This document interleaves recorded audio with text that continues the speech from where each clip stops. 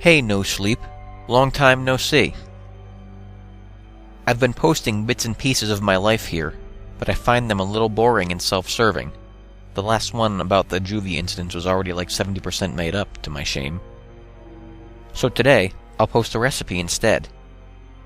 This is not creepypasta, at least not yet, and I'm recording it from a train in the New York City area.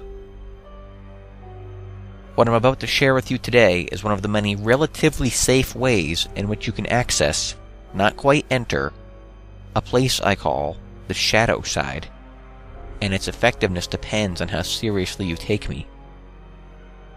Your mileage may vary. Refer to title. I won't tell you that you shouldn't be afraid of the shadow side. Chances are you've seen it after all, and merely think it was just a recurring dream.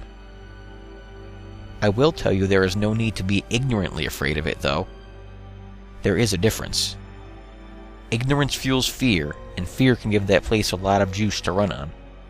You have to be big on preparation if you want to try this. It's like skydiving.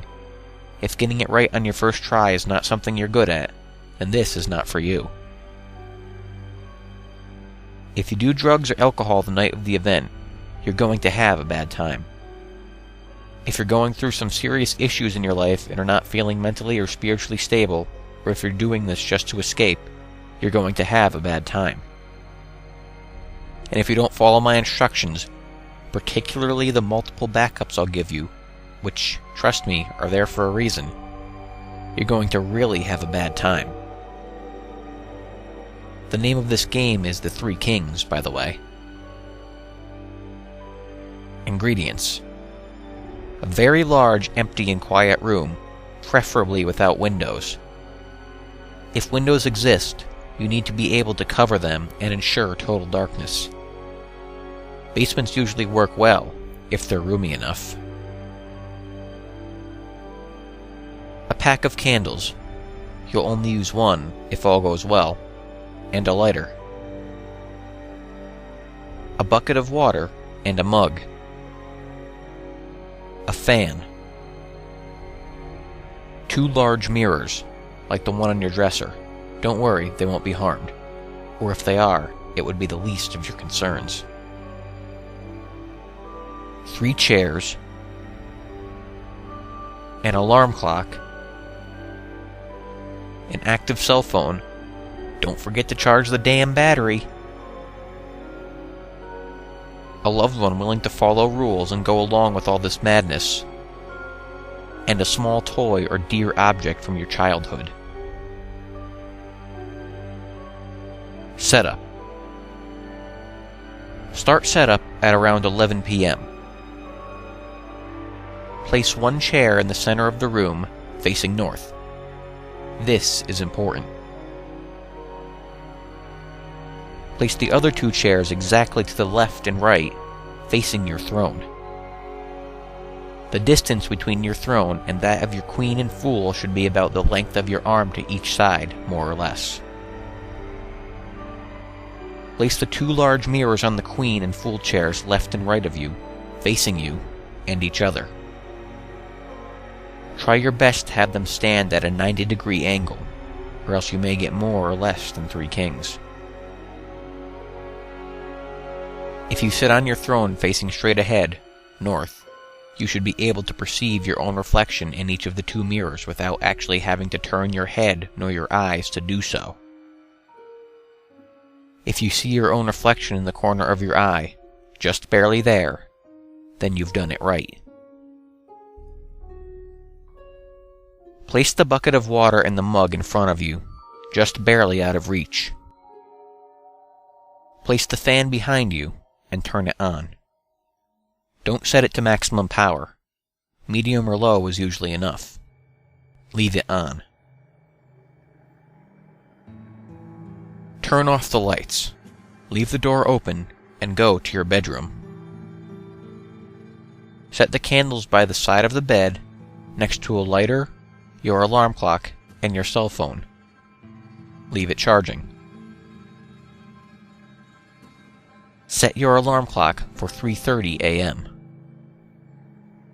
Turn off the lights and sleep while holding your power object. Get some rest. Showtime. Wake up at 3:30 a.m. with your alarm clock. Turn it off, but don't turn on the light. You have exactly 3 minutes to light your candle, grab your cell phone, and make your way to the dark room to sit in your throne. You should be seated by 3:33 a.m. Don't forget your power object. Check for potential red flags. If your cell phone didn't charge for whatever reason, abort the mission. If the alarm didn't go off at exactly 3:30 a.m., abort the mission. If you find the dark room door closed, remember, you left it open, abort the mission. If the fan is turned off, you left it on, abort the mission. Side note, if you have to abort the mission due to any of the above, leave the house with your loved one. Go to a hotel or something. There's no need to run. You have time to grab a jacket and your keys and whatnot, but leave. After 6 a.m., the coast should be clear. If all is going as planned, you can proceed and take your throne. Do not look directly at either of the two mirrors beside you. Do not let the candle go out. The fan is behind you. You must protect the candle with your body, which is standing in between. There's a reason for this, as you'll soon see. Look straight ahead at the darkness. Not at the candle, not at the mirrors, just straight ahead. Eagle-eyed readers surely noticed I didn't say during setup which chair was queen and which chair was fool. That's because it's your job to find out. And from their point of view, you're either their queen or their fool, too. Hence, 3 kings. I won't spoil what happens next. Suffice to say, you won't be alone, and if you have questions, you'll get answers. Sometimes in the form of new questions, but hey, that's the story of humanity, eh? Just stay put and try not to move. Again, do not look directly at the mirrors, nor the candle. Just straight ahead, trust me. Don't chicken out either. You need to wait until 4:34. By 4:34, it's all over. It's okay to tremble a little bit. Just try not to. Not because it affects the ritual or anything. It's just a pussy thing to do while in polite company. Did I mention not to let the candle go out? That's what the fan is for. You're protecting the candle with your body. But if your body were to be suddenly moved, then the fan would turn off the candle. That's backup number 1. Your loved one is backup number 2. At 4:34, he or she has to come into the room and call your name. If that won't work, he or she has to call your cell phone. If that won't work, he or she has the glass of water in the bucket. He or she can't touch you, though. That's a newbie mistake. Backup number 3 is your item of power, the toy, or locket, or whatever object of strength you brought along for the ride. It will show you the way. Multiple backups. You gotta be like a Boy Scout if you do these things. If you're gonna half-ass it all the way so that it won't work. The worst you can do is take it seriously enough for it to work, and not seriously enough to be prepared for the consequences. If in doubt, refer to title.